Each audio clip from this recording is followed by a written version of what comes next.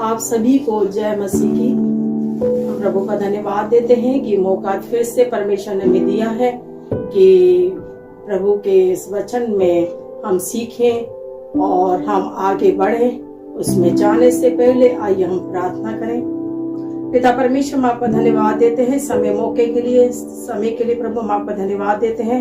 यह आपने हमें समय दिया है कि समय प्रभु जो भी आपने हमें दिया है प्रभु कि हम इस वचनों को परमेश्वर बांटने पाए। पिता परमेश्वर, जो भी आपने हमें दिया है थोड़ा परमेश्वर, इस वचनों को हम जब बांटते हैं पिता परमेश्वर, आप मेरी सहायता मदद करें ताकि वचन हर एक के जीवन में बहुताई से फलवंत होने पाए। और सारी महिमा आदर हम आपको देते हैं, मांगते उद्धार करता प्रभु यीशु मसीह के नाम से, आमीन। यहाँ हम देखेंगे कि नीति वचन में से देखेंगे कि नीति वचन उसका 31वां अध्याय और उसका 3रा पद को मैं लेना चाहूंगी। यहाँ पर इस प्रकार से लिखा है कि अपना बल स्त्रियों को ना देना और ना ही अपना जीवन उनके वश में कर देना, क्योंकि वो राजाओं के पुरुष को खा जाती है, मतलब राजा के प्रतिष्ठा को खत्म कर देती है। यहाँ पर लेमूल राजा के प्रभावशाली वचन है जो उसकी माता उसे सिखाती है कि अपना बल स्त्रियों को ना देना और ना ही अपना जीवन उनके वश में ना कर देना, क्योंकि वो राजाओं के पुरुष को खा जाती है, उसकी प्रतिष्ठा को खत्म कर देती है। कई बार माताएं अपने बच्चों को सिखाती है कि हे पुत्र, जब तू जवानी के आलम में है तो वो जब छोटा होता है जब उससे वो बातों को सिखाती है, और जब वो बड़ा होता है तब उससे उस बातों को सिखाती है कि ये पुत्र अपना जीवन ऐसे के हाथ में ना कर देना, जो कुछ तेरे पास है वो तेरी सारी प्रतिष्ठा को खत्म ना कर दे। कई बार माताएं वचन को सिखाती है, परंतु पुत्र कहते हैं अब हम बड़े हो चुके हैं, हम अपना निर्णय खुद ले सकते हैं, और वो माता की शिक्षा को तज देते हैं, छोड़ देते हैं और माता की शिक्षा पर अनसुनी कर देते हैं, उनके वचन को अपने मन में नहीं लेते हैं। परंतु माता ऐसी होती है जो अपने बच्चों को समय समय पर मार्गदर्शन करती है और उस बातों को चिताती है। यहाँ भी वो उस बातों को चिता रही है, परंतु पुत्र अपनी समझ का सहारा लेते हैं, परंतु संपूर्ण मन से यहोवा पर भरोसा नहीं रखते हैं और अपनी माता को की शिक्षा पर अनसुनी कर देते हैं। यह माताएं कई पग पग पर बच्चों को मार्गदर्शन करती है, उन्हें सिखाती है कि बच्चों को कि ये नहीं करना है, इस बातों से चिताती है, गलत बातों को आगे हो इसलिए वो हानि उठाना पड़े, इसलिए उस बातों को वो चिताती है। परंतु यहाँ हम देखेंगे दो ऐसे जनों के बारे में पढ़ेंगे। एक तो है शिमशोन के बारे में पढ़ेंगे और एक है सुलेमान के बारे में, दोनों ने अपना जीवन जिन्हें परमेश्वर ने अभिषेक किया था उनको अलग किया था। इसलिए परमेश्वर जब लोगों को अभिषेक करता है, उन्हें अलग करता है, तो विशेष के लिए अलग करता है, किसी विशेष योजना के लिए अलग करता है। जब हम ये दो जने अपने उस बात को ऐसे जन के साथ में अपना जीवन संपर्क रखते हैं, अपना जीवन ऐसे स्त्रियों के वश में कर देते हैं जो राज्य परमेश्वर की योजना को नष्ट कर देते हैं और माता की शिक्षा को तज देते हैं और परमेश्वर की योजना को खत्म कर देते हैं। ये अपना जीवन, ये दोनों जो जन थे परमेश्वर के जन थे और जिन्हें परमेश्वर ने बहुताई से परमेश्वर ने अभिषेक किया था, परंतु इन्होंने अपना जीवन ऐसे स्त्रियों के वश में कर दिया जिससे उनका जीवन नष्ट हो गया। और हम यहाँ पर पहले देखेंगे शिमशोन के बारे में। न्याय उसका 14 पद में हम देखते हैं कि एक शिमशोन था जिसे परमेश्वर ने, जब इसको हम देखते हैं जब इसका जन्म हुआ था तब ये इसकी माता बाज थी, परमेश्वर ने इसको पुत्र दिया कि तेरे पुत्र होगा, और उसे इन सब चीजों से दूर रहने के लिए, सावधान रहने के लिए कहा था कि तू ना तो दाख मधु लेना और ना ही मदिरा लेना, ना ही अशुद्ध वस्तु को खाना, और इसके सिर पर कभी छुरा ना फेरने पाए, क्योंकि ये माँ के पेट से ही परमेश्वर का नाज़िर ठहरेगा। इसलिए उसने चिता दिया था, और यही बात को उसकी माता ने भी बड़े होकर उसे चिताया था कि अपना भेद किसी पर मत लेना और अपना जीवन स्त्रियों के वश में न कर देना, क्योंकि वो राजा के पौरुष को खत्म कर देती है। और यहाँ पर इसकी माँ ने भी चिताया होगा कि तेरे सिर पर कभी भी छुरा ना फेरने पाए, और अपना भेद किसी को ना बताना, और ये शुद्ध वस्तु से दूर रहना, दाख मधु और मदिरा से भी दूर रहना, इस बात के लिए से चिताया था। और ये शिमशोन, जबकि हम देखेंगे न्यायियों उसका 14वां अध्याय में, यहाँ पर हम देखते हैं कि ये शिमशोन एक पलिस्ती स्त्री को देखता है, उसे बहुत अच्छी लगती है, और वो निर्णय लेता है कि मैं इस परिस्थिति से ही शादी करूंगा, क्योंकि वो मुझे सुंदर लगती है, वो मुझे अच्छी लगती है। और अपने माता पिता के पास आकर कहता है शिमशोन, मुझे वो बहुत अच्छी लगती है, मेरा विवाह उससे करा दे। माता पिता से कहता है वो मुझे अच्छी लगती, मेरा विवाह उससे करा दे। और उसके माता पिता कहते हैं क्या अपने लोगों में क्या नहीं है जो तू पलिस्ती स्त्री से विवाह करना चाहता है? उसने कहा, शिमशोन ने, मुझे वो बहुत अच्छी लगती है, मेरा विवाह उसी से ही करा दे। और कई बार होता है बच्चे माता की शिक्षा को चोट पर ध्यान न करके अपनी हट करते हैं, जिद करते हैं, और यही उनके लिए हानिकारक होता है। यह भी माँ मुझसे चिताती है कि अपने लोगों में नहीं है जो तू पलिस्ती स्त्री से विवाह करना चाहता है, और कहता मुझे बहुत अच्छी लगती है, मेरा विवाह उसी से करा दे। क्योंकि उसके माता पिता नहीं चाहते थे कि ये परमेश्वर की इच्छा है या ये पलिस्ती के विरोध में दाव ढूंढता है, क्योंकि उस समय पलिस्ती इस्राएलियों पर प्रभुता करते थे, और परमेश्वर ने शिमशोन को चुना था कि इस्राएलियों को छुड़ाने के लिए पलिस्तियों से, और उसने पलिस्ती स्त्री को ही चुना और उसी से विवाह करने का निर्णय किया। जब वो अपने माता पिता को लेकर तिम्ना को गया, वहां पर एक दाख की बारी के पास पहुंचा, तो वहां पर हम देखते हैं एक जवान सिंह उस पर झपट पड़ा शिमशोन पर, परंतु परमेश्वर का आत्मा उस पर बल से उतरा, और उसने जवान सिंह को ऐसा फाड़ डाला जैसे बकरी के बच्चे को। तब उसने जाकर उस स्त्री से बातचीत करी, उससे अच्छा लगा, और जब उसके कुछ दिनों बाद में उसे लेने के लिए वो उसे पलिस्ती स्त्री को जो उसे विवाह करना चाहता था, उससे लेने के लिए जब वो गया, जिसने उसने सिंह को फाड़ा था, वो सिंह की लोथ वहां पर पड़ी थी, उसको देखकर उसमें मधुमक्खी का वो जो छत्ता था उसमें से शहद को लेकर खाया, और खाते खाते अपने माता पिता को भी दिया। उन्हें नहीं बताया कि मैंने किस में से निकाला, और उसने भी खाया और उसके माता पिता ने भी खाया, क्योंकि कहा था दाख मधु से दूर रहना।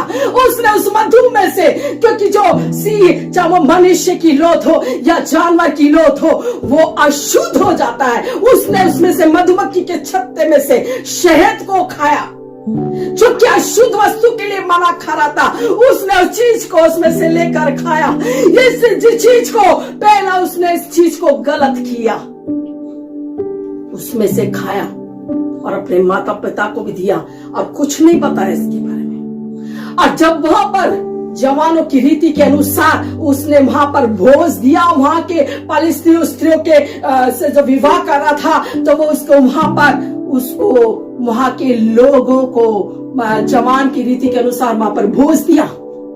और शिमशोन ने अपना प्रस्ताव उन लोगों के सामने रखा, यदि तुम मेरी पहेली को तुम बता दोगे तो मैं तुम्हें 30 कुर्ते और 30 जोड़े कपड़े तुम्हें दूंगा, अगर नहीं बता पाए तो तुम्हें मुझे देना पड़ेगा। उन्होंने कहा हाँ अच्छा है, हाँ अपनी पहेली का बता।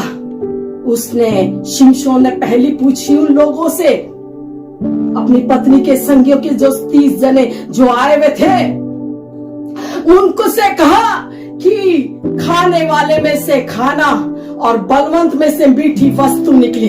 ये पहली उसने पूछा, और 7 दिन के अंदर में ये बताना है। शिमशोन ने कहा पहली, इस 7 दिन के अंदर भोज में तुम्हें ये पहली का अर्थ बताना है 7वें दिन में। जब वो 3 दिन में बारे में नहीं बता सके पहली का अर्थ, तब वो उनके पास में शिमशोन की पत्नी जो कि पलिस्ती से विवाह किया था, उसके पास में आकर कहते हैं कि तू अपने पति को फुसला कि इस पहली का अर्थ बता, नहीं तो हाँ, क्या तुम मेरे धन को लूटने के लिए तुमने हमें न्योता दिया है? हम तुझे और तेरे पिता समेत तुझे जला देंगे। और वो इस बात को डर के मारे कि वो मुझे बेचे और अपने पिता को मुझे नाश कर देंगे, जला देंगे, इसलिए उसने डर के मारे अपने लोगों का ही साथ दिया और डर के मारे अपने पति के प्रति विश्वास योग्य नहीं रही। और उसने पति के साथ में विश्वासघात किया कि तो अपने पति को फुसला कि इसका अर्थ पूछ। और वो उसके पास रोती भी आती है कि तू मुझसे प्रीति नहीं करता है, परंतु तू मुझसे बैर रखता है। शिमशोन से कहती है उसकी पत्नी, तू मुझसे प्रीति नहीं पर तू बैर ही रखता है। तूने मुझसे अपने लोगों से पहली पूछी, पर तू उसका अर्थ तूने मुझे नहीं बताया। उसने कहा मैंने अपने माता पिता को नहीं बताया, तो मैं तुझे कैसे बता दूं? तब उसने वो रोती रही, रोज उसके पास में आती, मुझे इस पहली का अर्थ बता। आखिर में उसने पहली का अर्थ अपनी पत्नी को बता दिया। जब 7वां दिन आया, उसने पहली का अर्थ उनके लोगों को बताना था और 7वें दिन उन्होंने पहली का अर्थ बता दिया। मधु से अधिक क्या मीठा और सिए से अधिक क्या बलवंत है। तब वो शिमशोन कहता है, यदि तुम मेरी क्लोर पर ही हल ना छोते तो तुम मेरी पहली का अर्थ कभी नहीं बता पाते। वो बड़ा दुखी था, हताश था, निराश था कि मेरी पत्नी ने मेरे साथ में विश्वासघात किया, जो मेरे प्रति मेरे विश्वास योग्य नहीं रही, जिसने मैंने अपना गलत निर्णय लिया और जिसकी वजह से वो अपना अंदर ही अंदर व्याकुल होता है और दुखी होता है, हताश होता है और निराश होता है। तभी परमेश्वर का आत्मा उसके पर शिमशोन के पर उतरता है और वो अश्कलोन में जाकर 30 जनों को मार देता है और 30 जनों को मारता है। मां के धन को लूटकर पहली के अनुसार 30 कुर्ते और 30 जोड़े कपड़े उनको दिए। और उनको देखकर जब उसके पत्नी के संगी जो आए हुए थे, जो संगी जो उसके साथ में आया हुआ था, जिसके साथ अच्छा बर्ताव किया था, उसके साथ में अपनी पत्नी का विवाह कर देता है और वो निराश होकर अपने माता पिता के पास में चला जाता है, क्योंकि मैंने अपने माता की शिक्षा पर ध्यान नहीं दिया। आज मैंने अपना गलत निर्णय लिया, अपनी समझ का सहारा लिया, संपूर्ण मन से यहोवा पर भरोसा नहीं किया। परंतु यहाँ पर वो निराश होकर चला जाता है। तब भी वहां पर कहता है, जब भी एक और गलती वो अपने जीवन में कर बैठता है। आगे वो एक दलीला स्त्री के बारे में देखेंगे न्यायों 16 में कि वो एक दलीला स्त्री से प्रीति करने लगता है, उससे प्रेम करता है। और पलिस्ती के जो सरदार थे हमेशा शिमशोन को घात में लगाए हुए बैठे हुए थे कि कब हम इसको घात कर दे, कब इसको नष्ट कर दे। और जब उन्होंने देखा कि ये दलीला स्त्री से शिमशोन प्रीति करने लगता है, तो वो उन्होंने देखा कि हम इससे साथ में मिलकर हम शिमशोन के भेद को पता लगाएंगे कि उसके महाबल का भेद क्या है, उसकी ताकत का क्या भेद है, वो हम इससे पूछेंगे।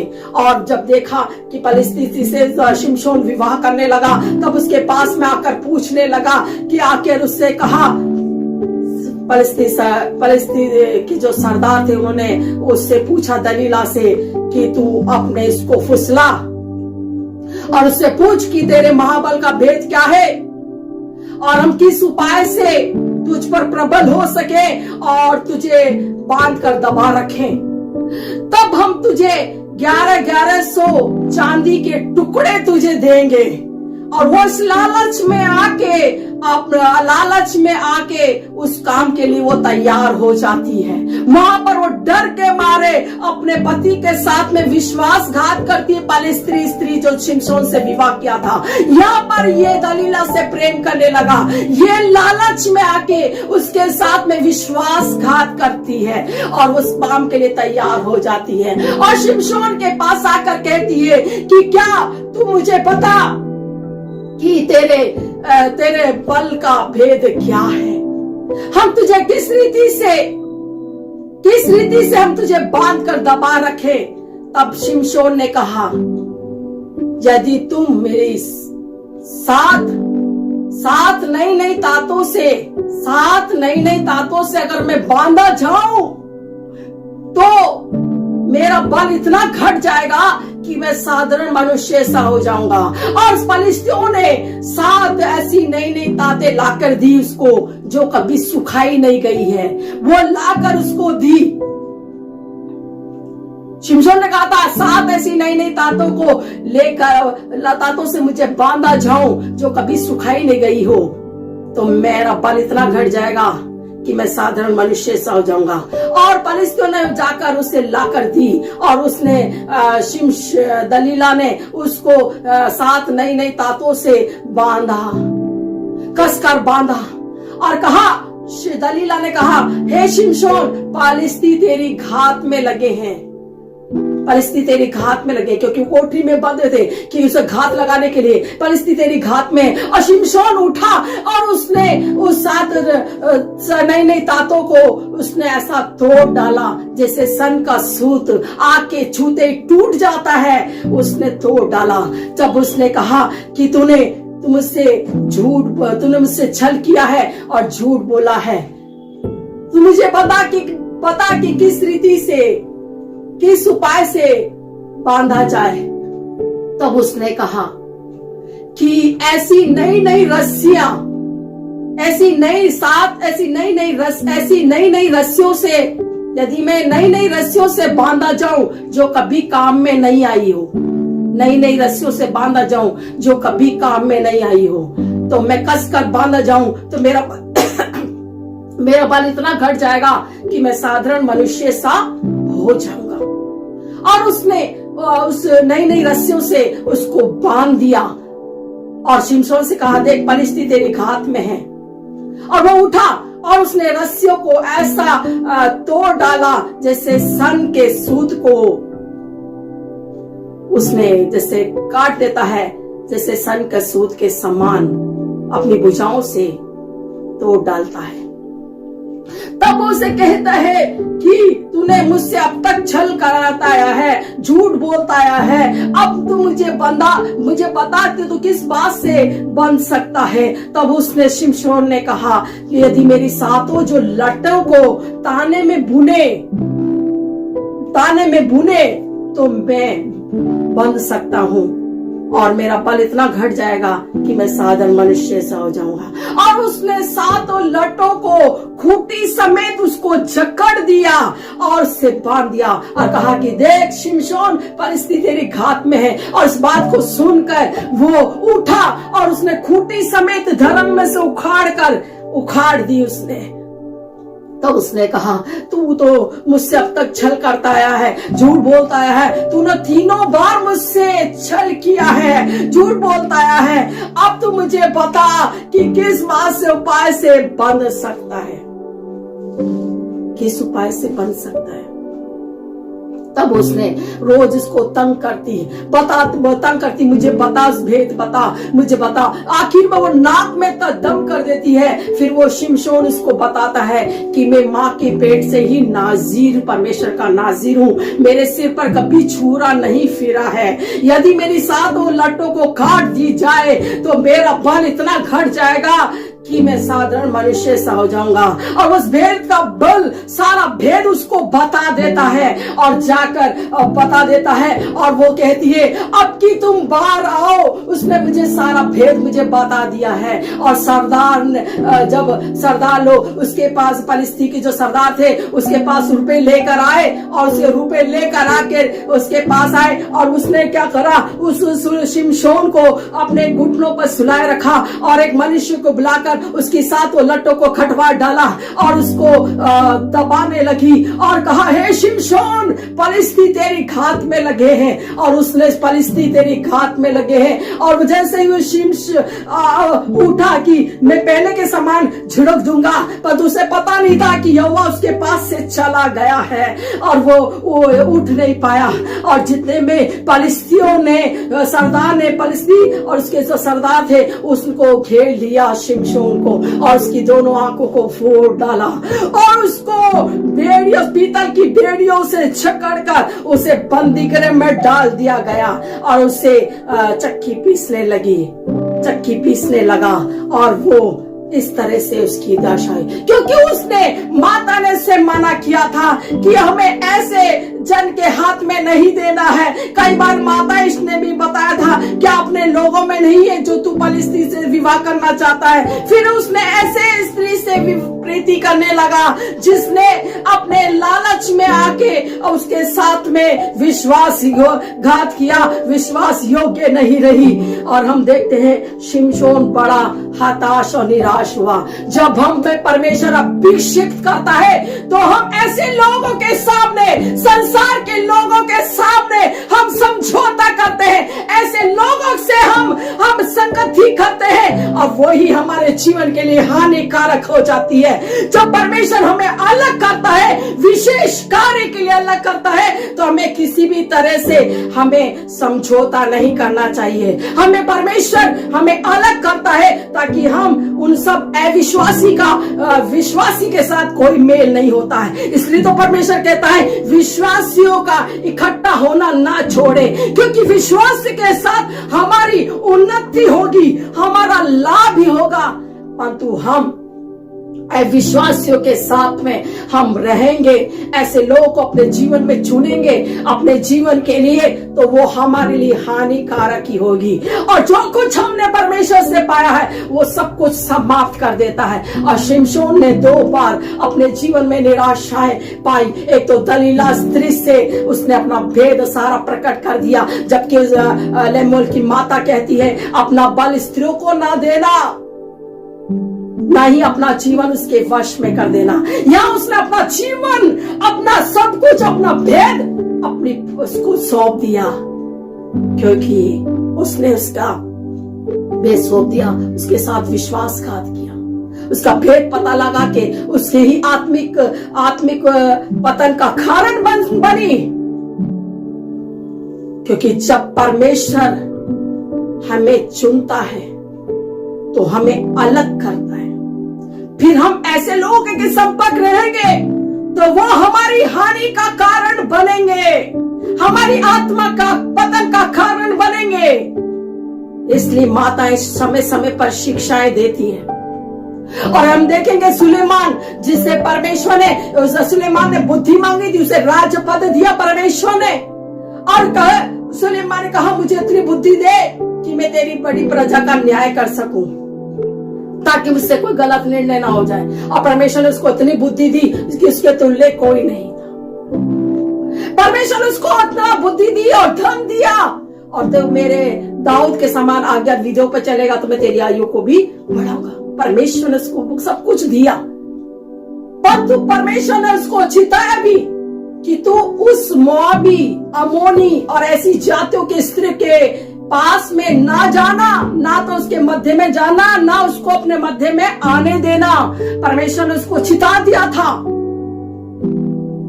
पहला राजा 11 में भी हम देखते हैं कि परमेश्वर ने चिता दिया था कि इस स्त्रियों के मध्य न जाना, ना तुम उसके मध्य में जाना, ना उसको अपने मध्य में आने देना, क्योंकि वो तुझे अपने देवताओं की ओर उसके मन को फेर देगी और मुझसे अलग कर देगी।